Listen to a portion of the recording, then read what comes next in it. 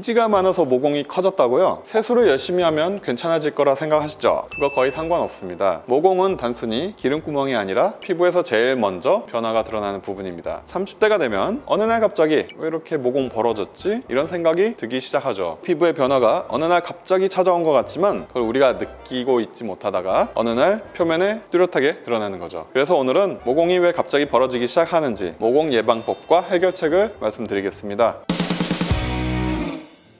여기가 모공이죠. 피지도 분비하고 땀도 분비합니다. 그리고 모공 주변에는 우리가 소름 돋았을 때 털을 세우는 근육들이 있죠. 이게 모공을 좁혀주는 역할을 하는데 이걸 우리가 채모 기립근이라고 합니다. 우리가 모공에 대해서 정말 많은 얘기를 듣고 보고 하다 보니까 흔히 오해할 수 있는 모공에 대한 5가지 진실에 대해서 이야기해드려 보겠습니다. 우선 첫 번째, 피지가 많을수록 모공이 커진다. 실제로는 피지가 모공을 키운다기보다 모공이 약해지고 피지가 더 잘 보이게 되는 경우입니다. 피지량보다 중요한 건 모공의 둘레를 지탱해주는 튼튼한 피부 구조, 즉 콜라겐과 탄력 섬유, 그리고 피부 두께가 중요합니다. 모공은 클렌징으로 조인다? 물론 세안은 정말 중요하죠. 하지만 그거는 일시적인 바닥 청소 같은 거예요. 모공의 사이즈는 클렌징의 강도나 빈도로 조절되지 않습니다. 오히려 자극적인 클렌징, 이중 세안을 반복하면 피부 장벽이 약해지고 모공 주변에 미세한 탄력이 무너지면서 더 넓어질 수가 있어요. 깨끗하게 닦는 건 좋은데 그게 모공을 좁힌다거나 조인다는 건 완전히 착각입니다. 그래서 우리가 모공팩을 하죠. 피부가 쫙 조여드는 느낌 때문에 모공이 다친다 라고 생각하기 쉬운데 그건 수분 증발로 인해서 일시적으로 조이는 느낌이 들 뿐이고 실제로 모공 구조엔 아무런 변화가 없습니다. 모공은 쉽게 열고 닫을 수 있는 구조가 아니고요. 피부 속에 있는 탄력 조직과 연결된 탄성 구조입니다. 즉, 한번 늘어나면 쉽게 잘 안 돌아오고 제대로 회복하려면 강력한 피부 재생이 필요한 구조인 거죠. 그래서 모공팩은 보조적인 역할만 할 뿐 모공 문제를 해결하는 핵심이 될 수는 없어요. 20대 때보다 좋은 스킨케어 제품도 쓰고 더 꾸준히 관리하는데도 왜 얼굴이 점점 모공이 커져 보이지? 피부의 기초 체력이 떨어졌기 때문이에요. 20대 피부는 회복 속도가 빠르죠. 그런데 30대부터는 콜라겐 생성량이 많이 떨어졌고 피부 손상의 복구 속도도 느려졌고요. 아무리 피부에 좋은 제품을 써도 받아들일 수 있는 피부의 힘 자체가 다르기 때문에 예전보다 더 철저하게 해도 버티는 수준밖에 안 되는 경우가 많죠. 모공은 눈에 보일까요? 아닙니다. 실제로 우리가 보는 거는요, 빛에 의해서 모공이 그림자가 져서 보이는 현상, 특히 위에서 비스듬하게 빛이 닿는 광대, 앞볼 부위는요 더 도드라져 보일 수밖에 없습니다. 게다가 피부 표면이 얇아지고 안에 탄력 조직이 느슨해지면 모공이 더 세모 모양으로 깊어지는데 실제로는 커진 게 아니고요, 피부 구조가 내려앉은 결과인 경우가 많아요. 결국 모공 케어의 핵심은 겉보다 속, 피부의 지지력, 탄성, 회복력이 중요한 거죠.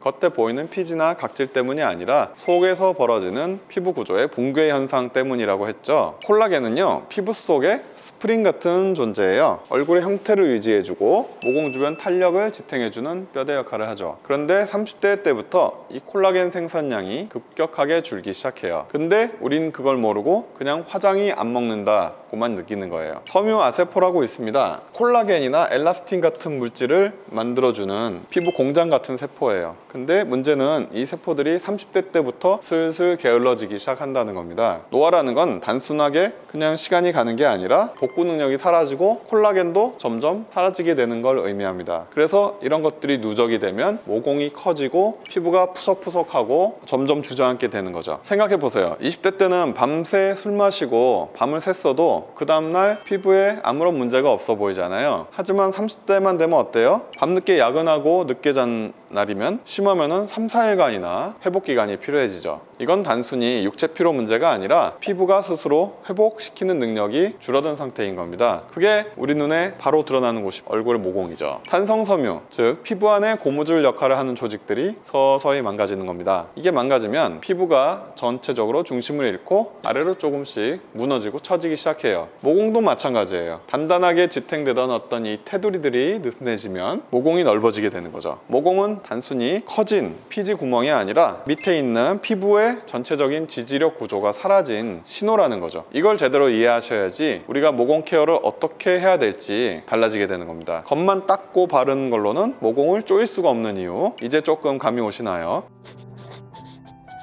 겉으로 보이는 나이와 피부 내부 상태는 다를 수 있어요. 혹시 지금 거울 있으세요? 거울을 보고서 내 눈 밑에 얇은 피부를 이렇게 잡아당겼다가 놓습니다. 놓았을 때 피부가 즉시 제자리로 돌아오는지 아니면 느리게 돌아오는지 확인해 보시기 바랍니다. 만약에 바로 돌아오지 않고 시간이 걸린다면 피부의 탄성 구조가 이미 다 느슨해졌다는 신호입니다. 이것을 되돌리는 힘이 스스로는 약해진 시기가 된 거라는 거죠. 이게 바로 30대 이후 모공이 벌어지기 시작하는 중요한 단서 중 하나입니다. 두 번째는 우리가 메이크업, 파운데이션을 하고서 아침에는 매끈하게 잘 됐는데 오후에는 화장이 전체적으로 들뜨고 보기 싫어지는 경우가 있죠. 모공 주변의 피부결이 울퉁불퉁해지고 그 위에 메이크업이 균일하게 밀착되지 못했다는 뜻이에요. 메이크업이 잘 안 먹는다는 것은 피부의 기초 체력이 줄었다는 피부의 외침입니다. 하루 종일 생활하다 보면은 푹 들어가고 또 모공이 덩달아 커 보이진 않나요? 이거는 하루 종일 분비된 피지의 분비량 문제가 아니라요, 피부가 하루 동안 버틸 수 있는 지지력이 점차 떨어지고 있다는 뜻입니다. 아침에는 간신히 잡고 있던 피부 구조가 저녁 때쯤 되면은 흐물흐물 무너지는 상태라는 겁니다. 이 현상은 모공뿐 아니라 피부 전체의 피로 누적도 반영하는 신호가 되겠죠. 즉 이제는 피부를 관리하는 정도에서 벗어나서 적극적으로 무언가를 해줘야 되는 시기라는 겁니다.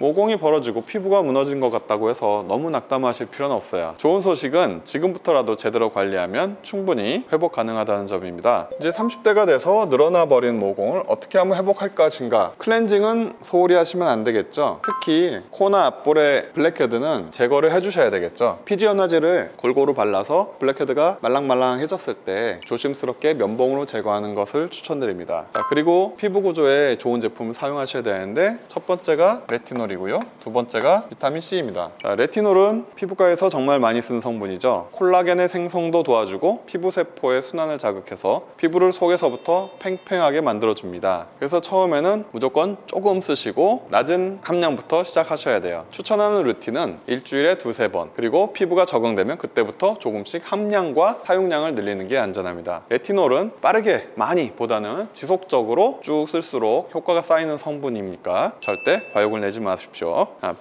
비타민이 단순한 미백을 위한 성분이 아니에요. 사실 비타민의 가장 강력한 능력은 콜라겐 생성 자극과 항산화막 형성입니다. 기초를 강화하는 거죠. 다만 이것도 산성이기 때문에 민감성 피부를 가지신 분들은 농도가 낮은 것부터 사용하세요. 마지막으로 홈케어만으로는 회복이 느리거나 내 모공에 한계가 느껴진다면 이런 시술을 해보십시오. 고주파 시술, 우리가 흔히 아는 써마지나 올리지오 같은 기계들이 해당이 되는데, 고주파 시술은 강력하게 피부에 열을 줌으로써 느슨해진 콜라겐 3중 구조물이 다시 튼튼하게 스프링처럼 쪼이도록 유도를 하고요. 그리고 바늘이 미세하게 달려있는 MTS나 인모드 모피우스 같은 니들 고주파 치료는요, 피부에 좀 더 적극적인 회복 반응을 유도하는 방식이에요. 이건 단순히 모공을 겉에서 메우는 게 아니라 피부 구조의 지지력을 안에서부터 다시 세우는 리모델링 작업입니다. 그래서 피부 상태에 따라 맞는 시술이 다르기 때문에 의료 전문가와 상담 후 결정하세요. 이제는 집에서 하는 기초 케어에 대해서 정리를 해드리겠습니다. 피지가 문제니까 수분 토너로 수분을 공급하면 되지, 모공이 막히지 않게 가벼운 제품만 쓰자, 이렇게 생각하시는데요. 우리에게 필요한 것은 피지 억제가 아니라 피부를 안정화하는 겁니다. 그래서 제가 추천드리는 건 피부에 막을 형성해 줄 수 있는 고보습 크림은요, 마지막 단계에 넣어주시는 겁니다. 그 다음에 아침 루틴보다